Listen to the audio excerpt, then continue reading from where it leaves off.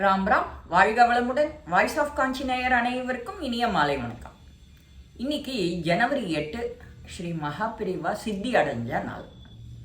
இன்னைக்கு எல்லாருமே அவரோட படத்துக்கு சந்தனம் குங்குமம் வச்சு தூப தீபம் காட்டி ஒரு கற்கண்டு பால் சக்கரை நிவேத்தியம் பண்ண நமக்கு ஒரு ஹரஹர சங்கர அந்த கோஷத்தை சொல்லி ராமநாமா சிவநாமா சொல்லி நாம் பெரியவா படத்துக்கு கற்பூர ஆரத்தி காட்டினா எல்லாம் நல்லதே நடக்கும். அபார கருணாச்சிந்தும் ஞானதம் சாந்த ரூபினம் ஸ்ரீ சந்திரசேகர குரு பிரணமாமி முதான்முகம். இன்னைக்கு பார்க்க போகிற பதிவு என்னன்னா 1969 ஜனவரி மாதம் 25 அந்த தேதியில் ஸ்ரீ பெரியவா ஆந்திராவில் விஜயவாடாலேருந்து ஏதோ ஒரு கிராமம் தெராலு பொலவு அப்படிங்கிற ஒரு கிராமத்தில் விஜயம் அதை கேள்விப்பட்டிருந்தார். சுந்தரராஜன்கிறவர் பக்தர், ஸ்ரீ பெரியவாளோட தீவிர பக்தர். அவர் டெல்லியில் வேலை பார்க்குறார். அவருக்கு என்ன பிரச்சனை அப்படின்னா, தினம் ராத்திரி 10 மணி ஆயிடுச்சுன்னா அவருக்கு தலைவலி. அது லேசான தலைவலியெல்லாம் இல்லை, ஒரு ஆட்டம் ஆடி கசக்கி புழிகிற மாதிரி ஒரு தலைவலி. 10லேருந்து 11 அவரை வாட்டி எடுத்துடும். இந்த தலைவலிக்கு அவருக்கு என்ன மருந்து, என்ன அவரோட கற்பனை என்னன்னா, நம்ம மண்டையில் புத்துநோய் வந்துடுத்தோ இல்லை கட்டி வந்துடுத்தோ அப்படிங்கிற ஒரு பயம். எதா இருந்தாலும் இவர் தீவிர பக்தர், ஸ்ரீ பெரியவாளை பார்க்கணுன்னு முடிவு பண்ணிட்டார். உடனே அதுக்கு டாக்டரை பார்க்கறத விட மருந்தீஸ்வரர் ஸ்ரீ பெரியவாளை வந்து தரிசிக்கணும் அப்படிங்கிற அவரோட உள்மனசு சொல்லிகிட்டே இருக்கு. அதை காரணம் காட்டி ஆஃபீஸில் 1 மாதம் லீவு கேட்குறார். லீவ் எடுத்துட்டு வரார். அதே போல் காரில் கிளம்புறார். விஜயவாடாலேருந்து அந்த கிராமத்துக்கு போய் சேர்றா. அப்போ சாயங்காலம் ஆயிடுது, 4-5 மணி ஆயிடுத்து. அப்போது பெரியவா வந்து விசிராந்தியாக ரெஸ்ட் எடுத்துட்டு இருந்தா, படுத்துட்டு இருந்தா. வாப்பா எப்படி இருக்க அப்படின்னு ஸ்ரீ பெரியவா விசாரிக்கிறா. இவர் வாங்கிட்டு போன பழம், பாக்கு, வெத்தலை எல்லாம் மூங்கில் தட்டில் வச்சுட்டு பெரியவாளை நமஸ்காரம் பண்ணிட்டோ, உனக்கு நீ வடமா தானே, ஆனால் உனக்கு பிரகச்சரணம் தெரியுமோ அப்படின்னு சம்மந்தம் இல்லாத கேள்வி மாதிரி இருந்தாலும் இவர் அப்படி நினைக்கல. ஏன்னா இவர் வடமா, ஆனால் இவர் கல்யாணம் பண்ணிட்டது பிரகச்சரணம். அது எப்படி பிரகச்சரணத்தை பண்ணிட்டோங்கிற கதையை பெரியவா கிட்ட சொல்கிறார் இந்த சுந்தரராஜன். சொல்லிட்டு, எனக்கு நான் இப்போ வந்திருக்கிறது எனக்கு தலைவலி, ராத்திரி தினம் 10 மணி ஆயிடுச்சுன்னா தலைவலி வந்துடுறது பெரியவா, அதுக்கு நீங்கள் தான், உங்களால் மட்டும்தான் ஏதானு ஒரு உபாயம் சொல்ல முடியும் அப்படின்னு சொல்லி நமஸ்காரம் பண்ணி எழுந்துக்கிறார். தன்னோட விண்ணப்பத்தை பெரியவா காதில் போட்டாச்சு. பெரியவா சிரிச்சுண்டே, உனக்கு சமஸ்கிருதம் தெரியுமோ? இவர் வெக்கப்படுறார்.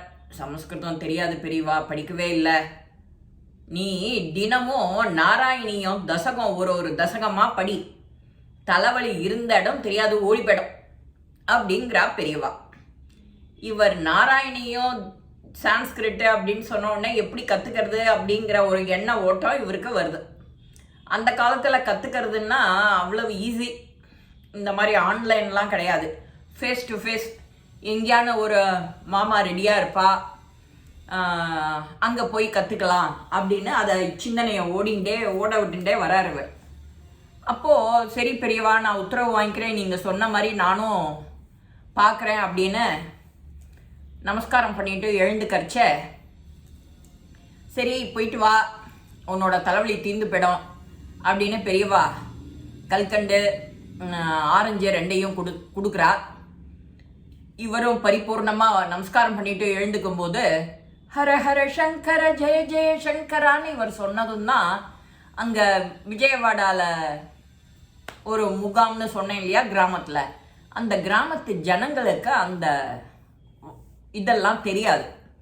ப்ரொசீஜர் ஒரு இந்த மாதிரி சொல்லணும், பெரியவாளை சேவிக்கணும், இவா பெரியவா நம்மளோட குரு அப்படின்லாம் எதுவுமே தெரியாது. இவர் இந்த மாதிரி சொல்லவும் அவளும் சேர்ந்து சொல்ல ஆரம்பிக்கிறா. அதில் அங்கேருந்து விஜயவாடாலேருந்து ஒரு மாமி ஒருத்தர், நீங்கள் விஜயவாடா தான் திரும்ப போகிறேலா அப்படின்னு கேட்டுட்டே, நீங்கள் போகிற இடத்துக்கு என்னையும் அங்கே விஜயவாடாவில் என்னை ட்ராப் பண்ணிவிடுங்கோ அப்படிங்கிறார். அதுக்கு என்ன வாங்கோ பெரியவாளும் இதே தான் சொல்லியிருக்கா, நீ இவாளோட போ, இவர் ட்ராப் பண்ணிடுவார் ஒன்றுன்னு. இந்த மாமியும் ஏறினுட்டா. இந்த மாமி போகிற வழியில் வந்துடுத்தோ இறங்கி போப்புறா. 20 கிலோமீட்டர் தானே விஜயவாடாலேருந்து. அங்கேருந்து இவர் இடத்துக்கு இன்னொரு 1/2 hour போகணும். அப்போவே மணி ரொம்ப லேட் ஆகிடுது. ஆனால் அந்த மாமி வந்து எங்கள் அத்தில் பலகாரம் பண்ணிட்டு போங்கோ அப்படின்னு சொல்கிறா. தட்டவும் முடியல இவருக்கு. ரொம்ப லேட் ஆக்கிட மாட்டேன், சீக்கிரமாக கொடுத்துட்றேன் அப்படின்னு சொல்கிறேன். சரி ஓகே அப்படின்னு சொல்லிவிட்டு இந்த மாமியும் இப்போ தானே இங்கேருந்து போயிருக்கா, பெரியவாளை செவிச்சிட்டு போயிருக்கா. அதனால் அந்த மாமி என்ன பண்ணா, 4 பேராத்துக்கு கடகடன்னு ஒன்றா 4 விதமான டிஃபன் வாங்கிட்டு வந்தா. ருசியாக இருந்தது. அதை கொண்டு இவருக்கு பரமாற இவரும் திருப்தியாக சாப்பிட்றார். சீக்கிரமாக சாப்பிட்டுட்டு கிளம்பிடுறார். ஏன்னா இவருக்கு ராத்திரி 10 மணிக்குள்ளே போயா இன்னும் ராத்திரி 10 மணிக்கு தலைவலி வந்துடுமேங்கிற கவலை இவருக்கு பயம். அந்த பயத்தோடையே இவர் காரை ஓட்டுறார். 10 மணிக்குள்ளே வந்து சேர்ந்துட்டார் அவர் இருக்கிற இடத்துக்கு. ஆனால் தலைவலியை காணவே காணும். எங்கே போச்சு இந்த தலைவலி? வருமா வராதாங்கிற பயத்தோடையே இன்னும் இருக்கார் இவர். நாம் யார்கிட்ட சொல்லிட்டு வந்தோம்? மருந்தீஸ்வரரான ஸ்ரீ பெரியவா கிட்ட. அந்த அவரோட அனுகிரகம் இருக்கும்போது நமக்கு எப்படி இந்த தலைவலி வலிக்கும்? இன்னைக்கு மட்டுமா, என்னன்னைக்கும் வராது அப்படிங்கிறது அவர் மனசில் தோன்றுறது. சரி இன்னைக்கு வரல, நாளைக்கு வந்தால் வரும் அப்படிங்கிற சந்தேகம் அவர் மனசில் இருக்குது. அதையும் நினச்சிட்டே சரி இன்னைக்கு பெரியவாளுக்கு திரும்ப ஒரு நமஸ்காரம் பண்ணிட்டோ ஹரஹர சங்கரா சொல்லிட்டு போய் படுத்துக்கிறார். மறுநாளைக்கு பார்க்குறாரு, அதே மாதிரி வரவே இல்லை தலைவலி, போயிடுத்து. அதான் நாம் எந்த ஒரு பிரச்சனைனாலும் அதுக்கு யார்கிட்ட சொல்லி முறையிடணும், அப்போ தான் அதுக்கு ஒரு தீர்வு கிடைக்குங்கிறது ஒரு பெரிய விஷயம். நம்ம சாதாரணமாக யார்கிட்டயானு உன் மனசில் இருக்கிறத பகிர்ந்துக்குவோம், மனசு லேசாயிடும்னு சொல்லுவோம். அது சொல்கிறத யார்கிட்ட சொல்லணுங்கிறது ரொம்ப ரொம்ப இம்பார்ட்டண்ட். உன்னோட க்ளோஸ் ஃப்ரெண்ட்ஸ், இல்லைன்னா உன்னோட பெட்டர் ஹாஃப், இல்லைன்னா அம்மா அப்பா, யார் உனக்கு உதவிகரமாக ஆறுதலாக உறுதுணையாக உண்மையாக இருப்பாளோ அவாகிட்ட தான் நீ சொல்ல முடியும். இவர் நேர நம்மளுடைய குரு ஒத்தொத்தர் என்னென்ன மாதிரி அவரை கும்பிட்றாளோ அந்தந்த கற்பனைக்கு தகுந்த மாதிரி அவளை வச்சுப்பா. பெரியவாளை அப்பாம்பா, தாத்தாம்பா, அம்மாம்பா, குரும்பா, சிவன்பா, யாருக்கு என்ன மனசில் இருக்கோ அது ஸ்ரீ பெரியவா அவாளாவே மாறிடுவா. இன்னைக்கு பெரியவா சித்தியான நாள் அன்னைக்கு யார் யார் என்னென்ன மனசில் நினச்சிட்டு எப்படி கும்பிடுறேலோ ஸ்ரீ பெரியவா எல்லாருக்கும் அனுகிரகம் புரிவா, அது சந்தேகமே கிடையாது. நாமளும் இன்னைக்கு ஏதான ஒரு பிரேயரை சொல்லி அவரை வேண்டிண்டு அவருக்கு கற்கண்டு பால் சக்கரை நிவேதனம் பண்ணி ஹர ஹர சங்கர ஜெய ஜெய சங்கரான்னு கோஷம் போட்டு ஸ்ரீ மகா பெரிவா திருவடிகளே சரணம்னு சொல்லி அதையும் கவுண்ட் வச்சு சொல்லலாம். தினம் 100 அந்த மாதிரி சொல்லிட்டு வாங்கோ. உங்களுக்கு சர்வமும் ஜெயமே ஜெயந்தான். இந்த ஜனவரி வேற, ஸ்ரீ பெரியவாளுடைய சித்தியான நாள் வேற, இப்படி எப்படியோ நமக்கு வந்துட்டே இருக்கு. அடுத்தது ஏகாதசி, துவாதசி எல்லாம் வரிசையாக காத்துட்டுருக்கு. இந்த மாதிரி அனுகிரகம் பண்ணுறதுக்குன்னே சில மகான்கள் கூட நமக்கு இருக்கும்போது நமக்கு என்ன கவலை? நாம் உண்மையாக நேர்மையாக நம்பிக்கையாக ஆழமான ஒரு பக்தி.